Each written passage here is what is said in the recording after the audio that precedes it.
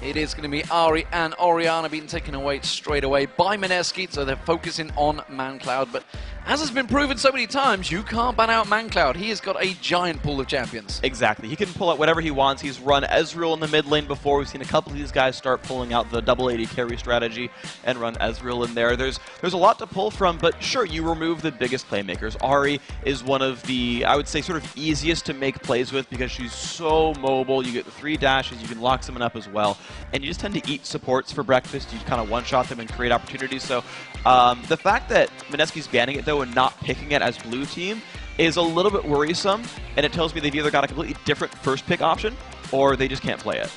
Interesting. So picks and bans continue to fly through. Zed continuing to be, I believe, 100% banned out in this tournament so far. Obviously, so many strong Zed players. Nobody wants to let them out one through. Sona also being taken away, as well as Lee Sin taken away from Kaigu. Corki being banned out. Probably one of the strongest AD carries, although Hawkmore's put him in a good couple of appearances. So picks coming in. Yeah. Shen straight away from Mineski. So we're going to see Snowy on Shen. But it looks like Elise is going to get picked for Mithy. This gives a lot of opportunities for Vulcun. I should say really. X-Mithy, not Mithy, because we've got X-Mithy and Mithy in this tournament. Yeah, you got to be careful about all those. So the Shen coming in is just a really good standard pick. It'll work with pretty much anything going on. You can run actually heavy dive comp with champions like Vi, which Smithy likes to run, or a Twitch for the AD carry and pull the submarine strategy, or just a standard default split push to protect a hyper carry in the late game. A lot of those options are available here for Shen. On the other side, for Vulcun, they've actually opted for an ambiguous jungle top lane pick. Some guys even play mid lane Zyra. It's not one that I know ManCloud for, but you never know. But Zyra, a great bottom laner. They're one of the two that Bloodwater loves to play outside of Sona, and it gives a lot of backline control as well as follow-up for hard engaged teams. So the pick's still waiting on Mineski. 20-second countdown. They're certainly taking their time, making sure that you make the full use of it. Nocturne potentially coming out. Yes, again. So we saw Nocturne used by Mineski earlier on in the groups. Obviously, it hasn't worked too well because they're still 0-3. But Thresh also getting locked in. Well, I like Nocturne being picked up alongside Shen, though. It allows Mineski to actually dive into the backline and wreak havoc and kill Zuna if he plays Ashe, which has been actually a pretty popular champion for him of late. He doesn't have good escape tools. He's pretty easy to jump on him with the Shen and Nocturne. And interestingly enough, for what it's worth, Twisted Fate is still available. You might see the triple global come out. You never know. Absolutely. Just shrinking down, guys. Don't worry. I got this covered. We're waiting for the next few picks for Vulcun. We're good. Is this better? Absolutely. Wonderful. Thank you very much, Freak. Tried to sneak that one through, but they weren't letting me. Production quickly swinging back onto me. So Caitlyn potentially going to come out here. And alongside Karthus for ManCloud. We haven't seen a Karthus so far in this tournament, so this could be an interesting pick. ManCloud, of course, as you mentioned earlier, able to play anything.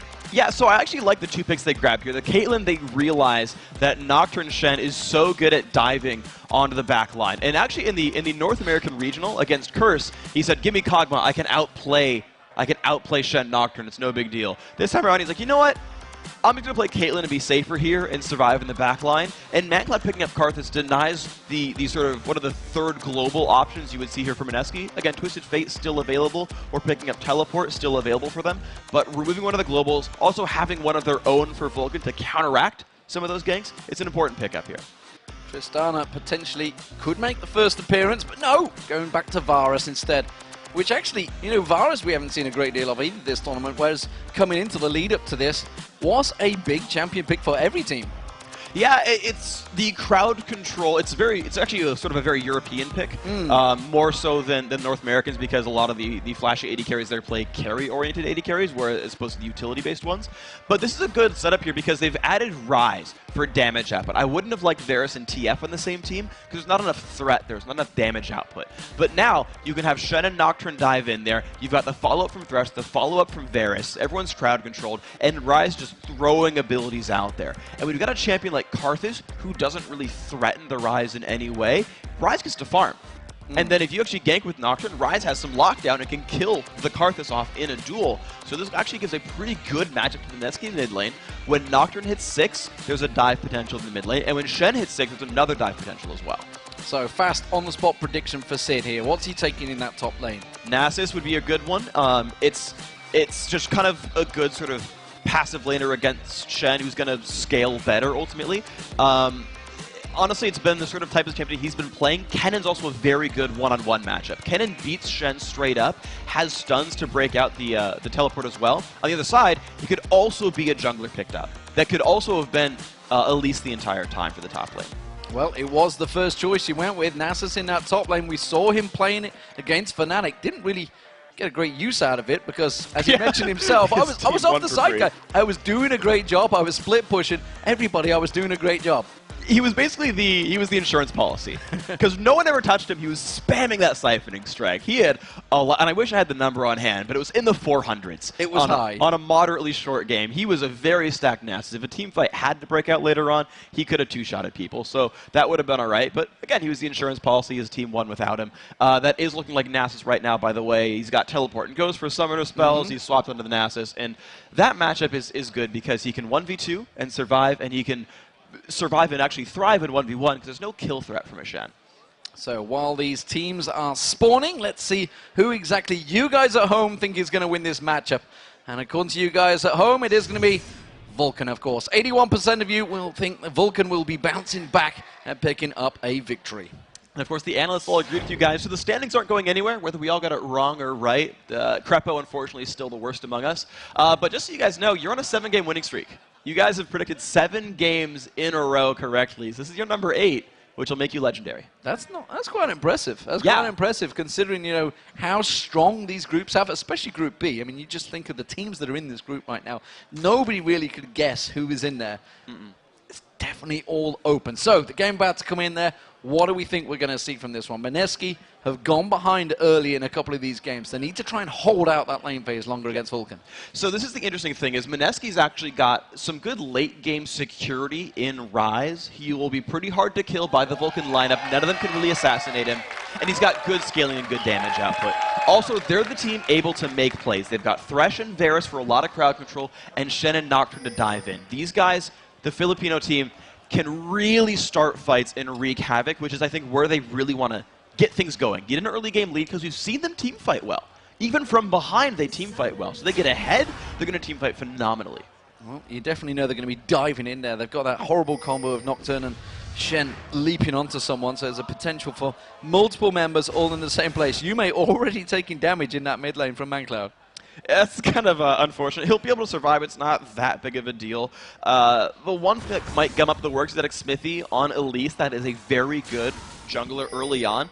And you can never count any lane out. Even the passivest of lanes like Shen versus Nasus, you can turn that into a kill when Elise shows up. So you've always got to keep your eye out where Xmithie is going because he'll be able to make plays.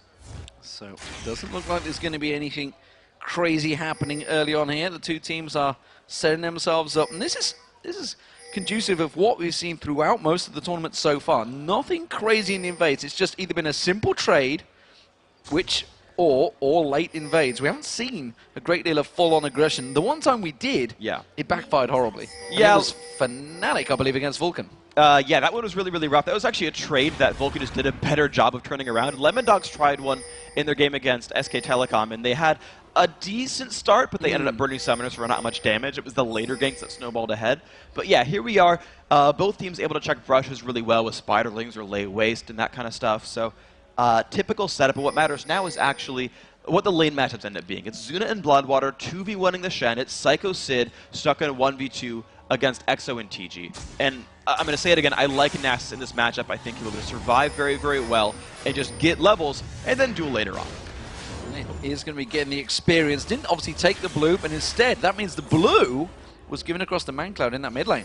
I actually like this a lot because Ryze has a rough time last hitting under turret when his mana pool is limited and the base damages and cooldowns are pretty weak early on in the game. So ManCloud gets to shove really hard as Karthus, put Yume under his turret, and make him miss early last hits.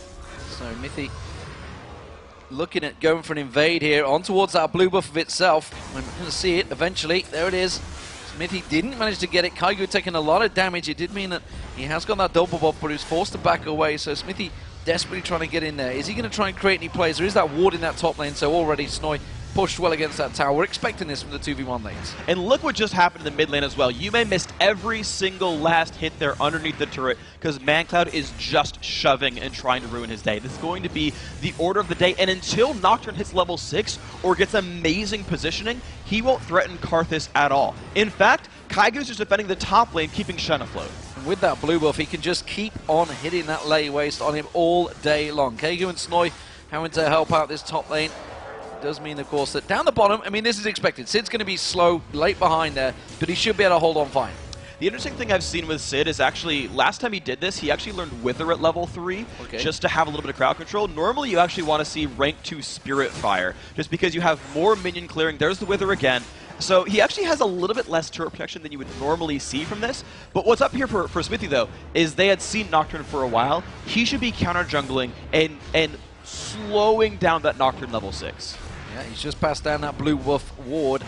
So they know that he's heading towards that middle, which is why you see ManCloud already stepping away a little bit here. He's not been shoving quite so hard on the tower. Still up there, but fairly aggressive. So we may see a play here from Mineski.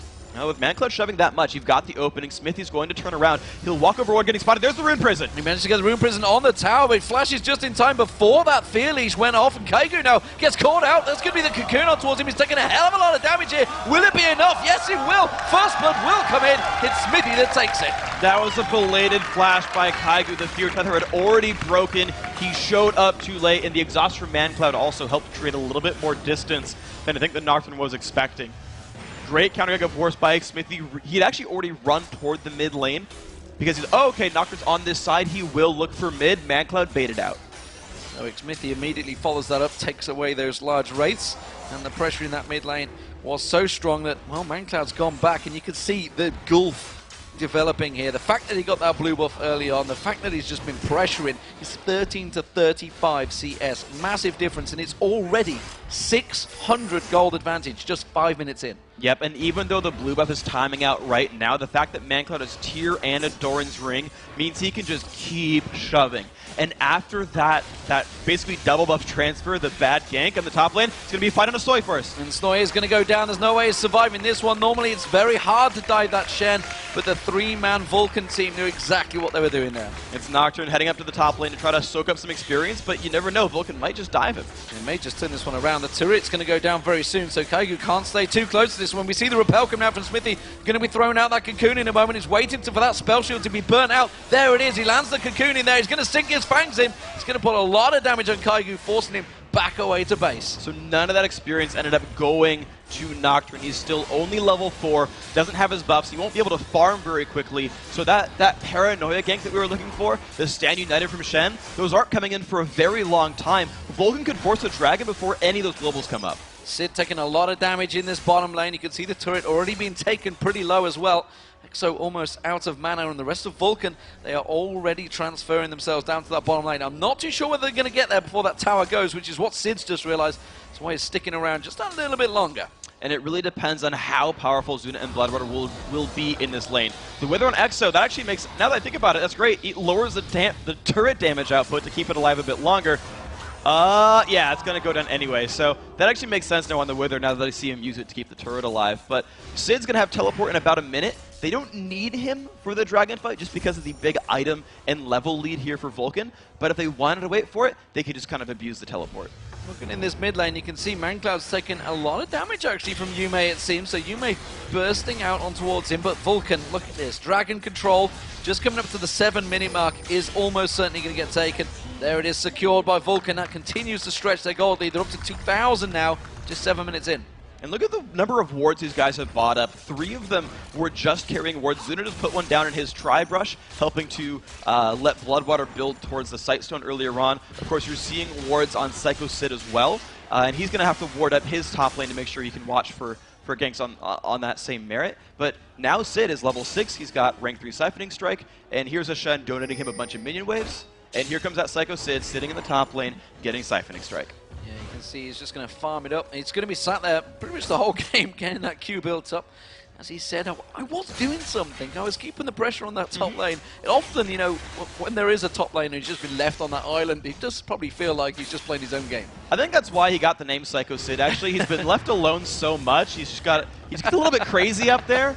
and just his only solace is siphoning strike stacks. He's like, yeah, I've got 80 now, Yeah, he wants to, and that's what's going on in his head right now.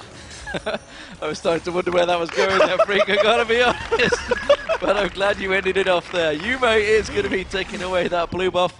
And the blue buff, of course, was given across to Mancloud. So Mancloud looking like he's going to take those wolves and transfer down to that bottom lane. We do see Zuna and Bloodwater pushing in this mid lane, so they're going to try and keep pressure on there. TG was coming up to try and help out, but he is going to be passing straight into that wall of pain from Mancloud. Mancloud going to keep the pressure on. He has got flash available. It may well require it because Mancloud's not going to give up the waste chase on here.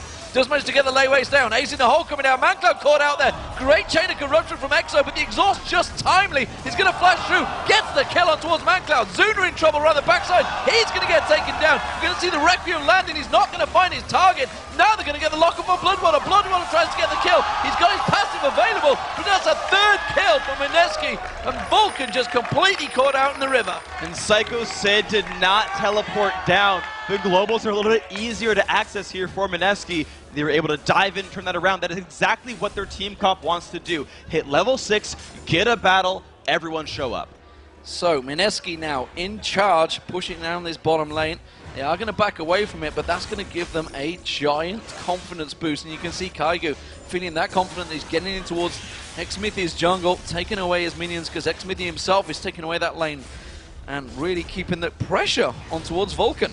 It's always an intelligent choice, and it's what we actually see from the counter junglers, is they typically do it once they know where the enemy jungler is. You don't want to run into a 1v2 and be like, surprise, I'm in your territory and outnumbered. You wait till you see the enemy jungler and start poaching camp sway. Take the big golem, take the big wraith, take the big wolf, and then when the enemy jungler walks around, he's like, oh, I got this lane experience, but I'm missing out on jungle XP, and it puts you ahead. So smart choices there by Kaigu, but here comes the cooldown period, because the globals are now down for Mineski. The thing is, they'll be back up in time for Dragon, so that's not even a big issue. You just won't see them play aggressive for a little while. So difference of items. We've seen so many Trinity Force stacked out this time from the AD carries. This time around, doesn't look like it's going to happen.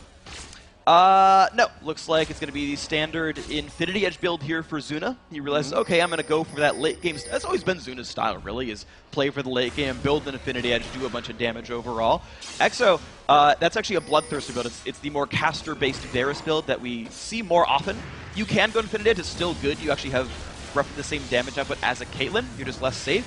But he wants to deal a bunch of burst, snipe people with piercing arrows, do a bunch of burst damage with the hail of arrows as well. So it's just a different style. He'll be doing plenty of damage, though. And talk to me about Xmithy, because, sorry, not Xmithy, Psycho Sid, because he's gone straight for that Negatron cloak, and really the only magic damage is coming from Yume, and he just doesn't care about Snoy in that split lane. Yeah, that was actually specifically Vulcun looking to fight Snoy. We've actually seen teams see someone go for an early Negatron cloak and swap their dual lane into him to kill him with the physical damage of the AD carry. Psycho Sid needs to fight Shen to survive any of those matchups, but he knows that's exactly where Mineski wanted to put Shen, because the global, you want to put it as far away from the dragon as possible. So we do see Vulcun stacking for a potential gank down the bottom. Xmithy has snuck into this bush unseen, but it does seem that Kaigu is within ultimate range. Hasn't got it quite available just yet. Will be up in a couple of seconds. You can see Vulcun already putting the pressure down. The hook on towards Zuna pulls him into the tower. He is going to go down. There's no doubt about that. Stranglethorns will not save him.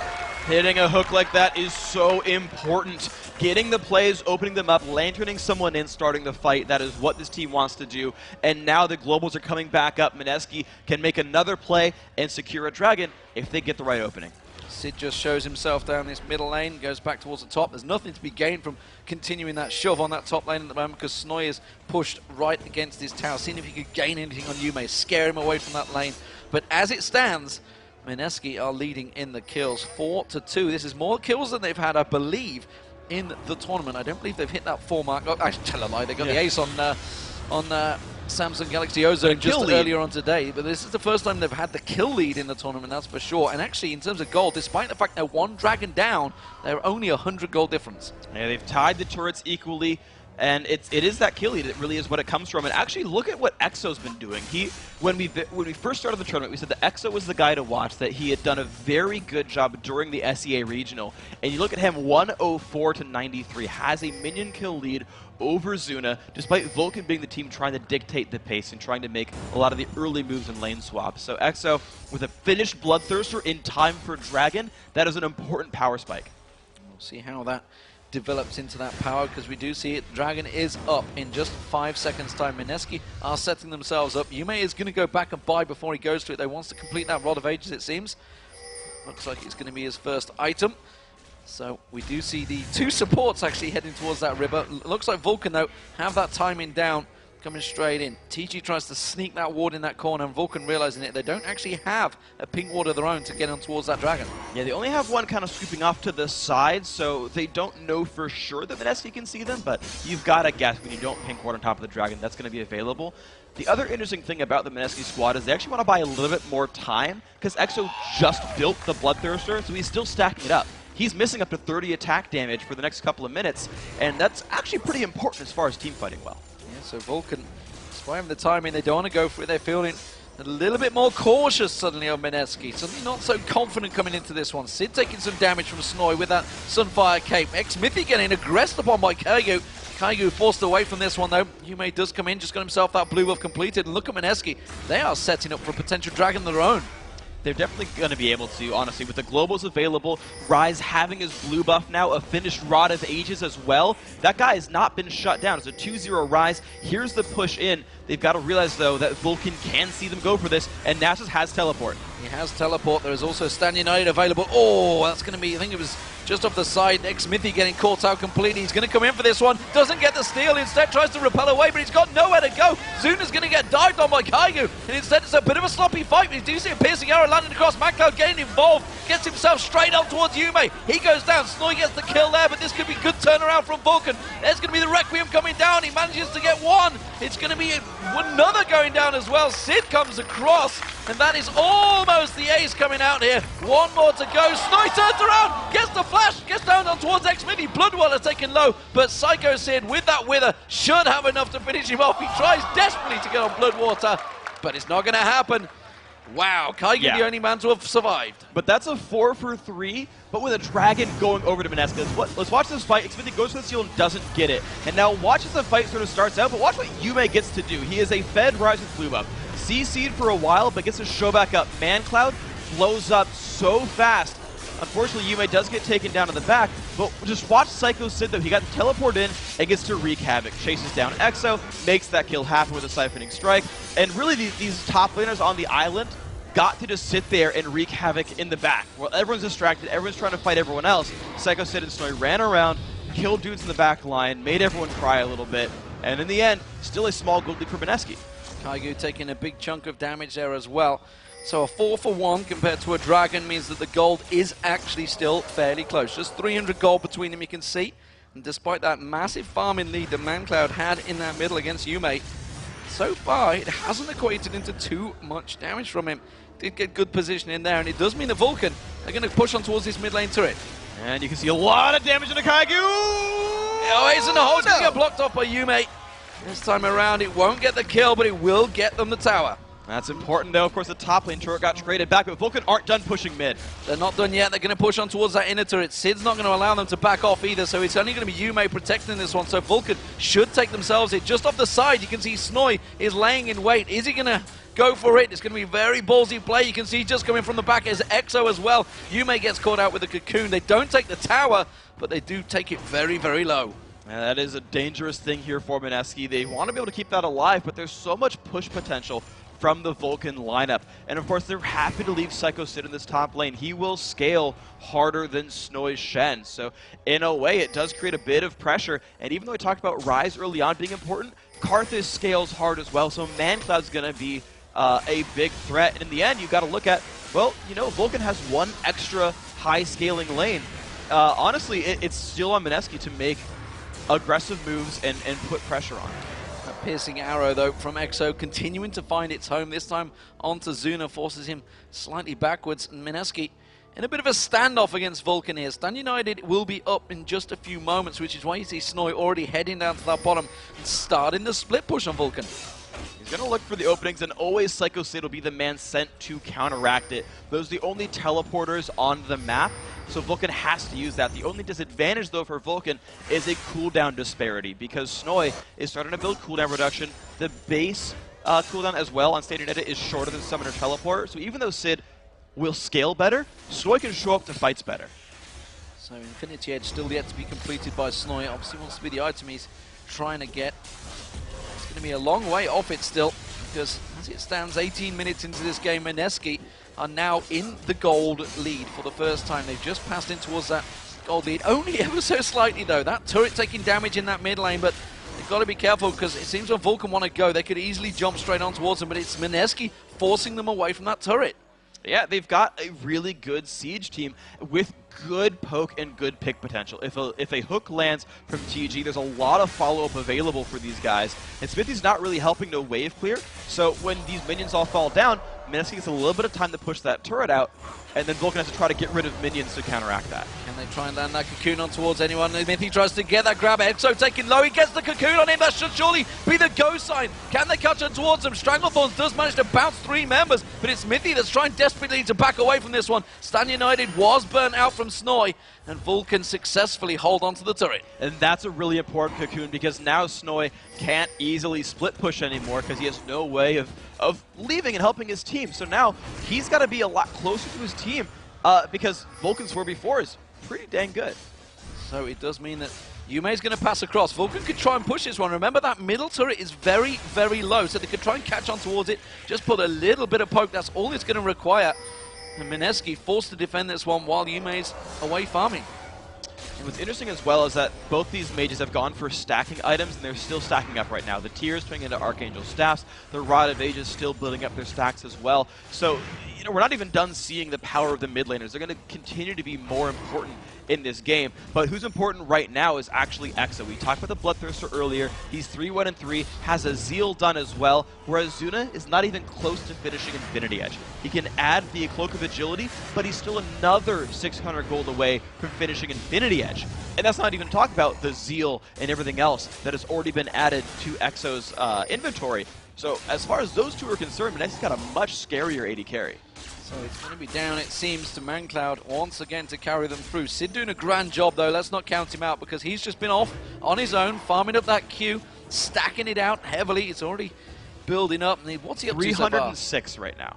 306, so I think he hit 500 plus last time against Fnatic. We'll see how long that continues to develop, but look at Mineski, they're trying to gang up on him. There's this taunt coming in, it's Kaigu to show up, there's a lot here. Cyclone's gonna have a hard time getting out. He has to use that Ghost, gets fear leashed off, but the rest of the team come in, closing around the side. Exo getting caught out. As we mentioned, he's the man, he's the target, but instead he puts a good piercing arrow back across on towards Sid. Mineski's gonna go down though. Kaigu tries to get down, but he gets away from it. Zuna gets turned around, has to cleanse off, taken so low, but that red buff not quite enough to take him down, and he gets away with just about 8 hit points. Spell shield comes out from Kaigu. Requiem does not find its target. I'm so surprised ManCloud took so long to use Requiem. They had an opening earlier on in this one, but Zuna with no health at all can't defend a push right here. He needs to recall back. Bloodwater might get caught out. He's in the corner there with that pink ward. Does manage to clear out that Dragon Pit. Mineski thinking of going for Dragon. This is a bad call though because Vulcun are close on by. The thing is though, ManCloud has burned all of his major cooldowns, whereas Yume is on Rise. He basically doesn't have any long CDs. The problem is that Smithy is so powerful and can make so many moves by himself. So I can just say that Zuna actually got out of that fight with 4 hit points. 4 hit points. Vulcun, though, they're going for it. You can see Kaigu coming in. He wants to get the smite steal. It's not going to happen for him. X-Smithy manages to lock it down. Sid comes back in there. He's caught out, and you see the Stranglethorns bouncing Mineski up. Snoy is still yet to get him towards anyone. And instead, it's going to be Vulcun backing away, but Sid's not done yet. Yeah, gets on towards Kaigu. Exactly. Vulcun could not fight that battle. Zuna had to go back to base. It was a 4v5. And on top of that, they sent Zuna top lane to go clear out some minions. But because of that, Mineski just turned around for the mid lane. They had people in the right places. And now Mineski are winning in turrets, only down 500 gold. You may get a little bit more gold and experience for that Dragon, but I'd take that mid turret any day of the week. And it seems to be working well for Mineski. Do not rule them out. Could this be the game that they win? They are 7-6 up in kills. They are slightly behind in gold, but they are really giving Vulcun a tough test here. Vulcun, of course, themselves lost earlier on today. Has their confidence been shattered? It kind of looks like they still don't really look like that sort of top-of-the-world Vulcun squad. The squad that took down Fnatic convincingly. The squad that, honestly, did great throughout the regular season of the summer split, finished 3rd in the spring split in North America, had a pretty good run overall. This doesn't look quite like them. Zuna finally finished at Infinity Edge. That's going to be really important for them. ManCloud is powering up the Archangel staff, It stacks, getting up there. 644, he's almost got Seraphs done, and of course Psycho Sid's still scaling up, but it feels like Vulcun are like, shoot, I don't know what to do, let's just go late game. Yeah, meanwhile, Mineski are going aggressive, but that may actually cost them. You can see they're pushing in. Vulcun immediately react. Snoy is well around the side at the moment, looking to try and go aggressive. Instead, not going to find its target. Kaigu seems to be the man that's always up the front, and he may well have got caught out again. Has the spell shield away. That lay waste will finally dodge out the grasping roots from Bloodwater, and instead, Snoy, it's back to that bottom lane. Yeah, the thing is about the Vulcan's lineup is they don't have that great of catch potential. They've got Wither and like Wall of Pain, and then they hope a Cocoon lands. But they're fighting against Nocturne, they're fighting against Shen, they're fighting against guys who are tanky, have tenacity, spell shields, or ways of getting out of the way. So Vulcan don't really get to set up picks all that much, whereas Mineski is the team with Shen, Nocturne, and Thresh and Varus. They're really good at picking up these scattered kills away from Vulcan and just gelling together around the map, and now Stand United is up, and Summoner Teleport is not. Again, there's a window for Mineski to make a play. Vulcan trying to bully out that mid lane. Remember that mid turret? Very, very low. Thought they'd got positional advantage while Mineski tried to ward out that Baron. They managed to get a pink ward in there and clear out Vulcan's ward. So Vulcan have no coverage really of that river area right now. So they're going to want to try and get back in and try and gain some vision of that river area.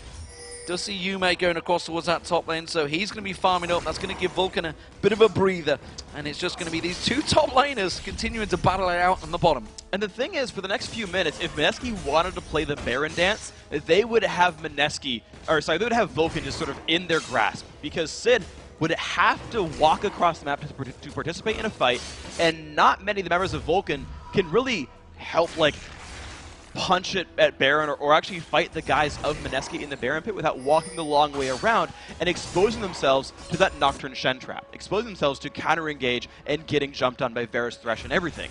So if Mineski wanted to play a vision game and say, fight us in this jungle while your teleport is down, you'd have an easy fight for the Philippines team. While the lane phase, we saw ManCloud building up a big head of steam against Yume. He's been stepping off to the side every time, farming up those waves. You can see he's actually starting to gain back on towards ManCloud. He's closing that gap. ManCloud himself has been stuck in that mid lane for so long with the rest of his team. He's starting to just feel the pain a little bit in terms of farm. Yeah, the only lane that's really accelerating for Vulcan is the Nasus lane, Psycho Sid. He's not being pressured much at all.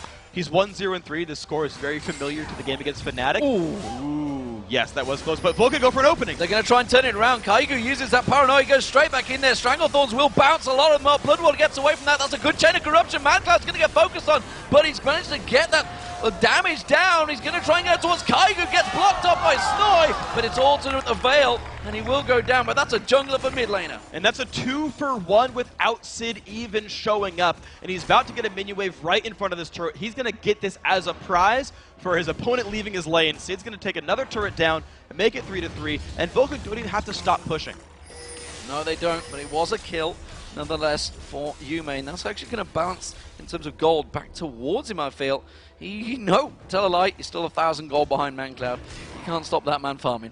So Vulcan need to do something with this map lead right now. They picked up a kill. They've got to make something happen because of it. They didn't see the ward in Baron Pit, but Vision is a legitimate reward for... There we go. Vision's a legitimate reward for winning a team fight. It doesn't have to be Dragon, doesn't have to be Baron, doesn't have to be a turret. It's, let's get ward control over Baron so you can't do that dance against us. Or let's get ward control ourselves, because Nasus has teleport, and Shen doesn't. So, 8-18 kills. You can see it's just 1,000 gold split between these two teams. And this is closing in on the 30-minute mark. Definitely going to be the longest game that either team have had to deal with so far, I feel, in this group, because this is not going to be finishing anytime soon, I believe. Likely not. Likely not. And Psycho Sid, actually, I like his choice of tank item as well, because you just talked about how the game's not going to end very soon. He didn't buy a Sunfire cape. He doesn't want minions to die accidentally. He wants to make sure Siphoning Strike gets every last one of them so he can go infinite and get a 4th digit under a Siphoning Strike that's now over 450. And you got to keep that in mind. There's this insurance policy for Psycho Sid. Vulcan don't have to do anything except wait. I think Kaigu just realized, like, yep, I can't keep up with that Sid guy down the bottom lane, but Dragon has spawned. Mineski set themselves up for this one. Vulcan not in any particular position to deal with this one. They're going to lose out. But it leaves open Baron is the problem. All 5 are down there. They have no way of getting across the map easily. Vulcan can start this. They're going to start it out. You can see Zuna farming it up from the backside. Mithy's going to tank it out on the back there. ManCloud's also with that layaway, so you can see the Psycho Sid. He's teleported up there. They're going to try and take this one down very quick. You can see Mineski, they're coming up to this one. They've realized what is happening. Can they get close enough though? Paranoia is available. He's going to have to go. He's too late. That's going to be Vulcun picking up the Baron. Can they turn the fight around now? Smithy taking low. Psycho Sid also getting dropped. He's getting picked off, but he's so tanky. Pops like Ghost. He's going to get dropped down. That's one down for Mineski. You see Kaigu and Snoy getting close in there. ManCloud's finally going to close the gap. He's going to have to get focused on. You can see Stan United on towards him. That's going to be ManCloud going down, but Exo is also going to pay the price. You're going to see Requiem not going to find his target. Ace in the hole comes in. It was a 2 for 2, but it was Baron for Vulcun. Uh-oh, but it's Smithy getting caught right here. He's going to get caught out. It's going to be the damage coming out, but Exo, Zuna comes in. Zuna puts the damage down. Snoy's going to have to try and slide away from this one, but he's not going to make it. Grasping Root comes out. Snoy taking so low, but forced away. That's also going to be a turret for Vulcun. That was an incredible pickup right there. As soon as Mineski came into that fight, I was worried for Vulcun because 2 of them were in the Baron pit. The other 3 were on the other side. Watch this come in. Baron comes down, and Sid and Smithy are stuck right here. They're just able to get hit, but Sid takes so long to die that Vulcun can regroup for this fight. And this Stranglethorns does so much early damage that it allows basically this Caitlyn to just shoot for a long time. ManCloud pulls so much attention, but is useful when dead. And so they pick up a kill just from soaking up damage and letting the backline do stuff here for Vulcun. So they go +1 in the fight. They get Baron buff as well. Now Vulcan's the team in the lead. They can start making a siege. And Baron buff still on Zuna, Bloodwater, and I believe Smithy. Not sure who the other one was. It's still definitely on 2. It is on Smithy. Should never question myself, honestly. So, never. Vulcun are ahead. You can see 3k gold lead. Ahead in turrets, ahead now in kills. Finally, how they turn that corner. Mineski, 0 for 3, I believe, in this group so far. Almost rank underdogs in this tournament as well. And Vulcun, well, a lot of people have put them for possibly a 1st or 2nd place finish in this group, and they have to start picking up the wins. And right now, they are really being pressed against it by Mineski. They are. It's very strange that this game has been so close for Vulcun. You saw how one-sided the fan vote was. All the analysts went to them as well. But Mineski, to be fair, have put on a very good show against us. They've been learning quickly, right? Despite how rough some of their games have been, they've put now very good team fights against Fnatic, very good team fights up against Ozone, now a very close game against Vulcun. What happens when they start turning these better and better and start picking up wins? You've got to feel a good sense of pride for Mineski, how quickly they're improving in their games here. And Snoy on this split push, no teleports here for Vulcun, so again, you get room here with Shen to make moves. He's going to be taking that turret down, that's for sure. So it's a trade, inner turret for inner turret. Vulcun catching Mineski a little bit out of position on that top lane, but Snoy definitely sneaking in there. That's going to be the turret gain. He's going to back off. You can see Vulcun trying to collapse in, and this is actually wasting time on that Baron. I mean, they've taken that top turret sure enough, but that is going to be all. Yeah, it's sort of like an Ozone-style late game. This is looking at them from the summer season, but it's going to be ManCloud. Okay, he's got out. He's got out. Kaigu using that Paranoia. Smithy actually missing out on towards the Cocoon there. He may get focused on. There's going to be Chain of Corruption landed on towards him, but they're having to back out. Stranglethorns popping Mineski back there, and now Kaigu's in trouble. He's got that Oracle on, but he may not last because Smithy's going to pounce on towards him. He does survive. Ace in the hole comes out. TG catches that one. Uses the box randomly. The Requiem comes through. That's going to find a double kill, and now Snoy's in trouble. He gets focused down. Finally, Vulcan starting to turn the screws on the Philippine team, and it's going to be Yume backing off. Exo gets caught out. Wither comes in. Vulcan closing the door. They do manage to get one. Yume's not going to be able to survive another, though, and that will be the ace for Vulcan. When they finally land it, it's Smithy that closes it out. It's a 5 for 1. That's a well-played team fight for Vulcan. It'll give them a lot of Mineski's base, if not the whole thing, and I've got to wonder why Mineski wanted to start a fight against the team with Baron buff, who was winning in goals. We'd seen them team fight pretty well. They pulled a bunch back. That one seemed a little bit over-eager, and you saw Vulcan really just destroy that battle. And this is maybe just the experience selling there, the fact that obviously Vulcan have been in the LCS in North America up against the top teams in America for the last year. Yeah, so watch the start of this fight. A lot of burst goes down on the tanks on both sides. What changes this battle here is actually the persistent damage of the backline. Compare Yume to ManCloud. Compare Zuna to Exo. Exo's running around in the backline, is not able to do much, while Zuna gets more or less free reign to channel his ultimate, put shots down onto Snoy. Exo's still running around doing nothing. Requiem's, of course, an easy kill pickup. And the entire time, Yume's not doing much except now running away. NASA's tanking these two guys, but with Wither, it's just easy to chase guys down. ManCloud gets to follow up as well. And it's because the damage dealers got to keep dealing damage. That actually meant a lot in this fight. Yeah, you see Yume managed to pick up that one and only kill on towards Sid, but frankly the damage was done. The Wither was down and Exo was not getting out of that one. So blue buff goes across to ManCloud. ManCloud himself picked up that double kill, of course, and that stretched him out in those items. Void Staff was completed. Rod of Ages also stacked in there, was a long time ago, sorry. What I'm talking about is the needlessly large rod he's just picked up as well. Meanwhile, he is a big difference in gold. And you were talking about earlier, Zuna was falling behind in items. He's actually just turned it and completely caught up now because of those kills that he picked up. Yeah, he's got a 500 gold lead. A lot of that comes from the global advantage, especially from Vulcun, but also, yes, him finally getting some kills under his belt, just barely eclipsing now Exo, who had started 3-1-3, has done much worse since then. Vulcun grabbing another global objective, getting their whole team now in the lead, and it's Vulcun looking to basically close the game out. It's a secured end game. They're taking their time, grabbing objectives, making sure that they do everything by the book and don't overdive and give comeback potential here, because we've seen how well Mineski can team fight. You might even see them go for Baron again, set the wards back up, and close it out, a good while from now. Sid stealing away the golem, every little counts, but meanwhile the rest of the Vulcun are backing in towards that mid lane. Remember, it's super minions pushing down there. They're going to try and buy themselves a positional advantage, try and push that top and bottom mid lane. And the siege is still happening.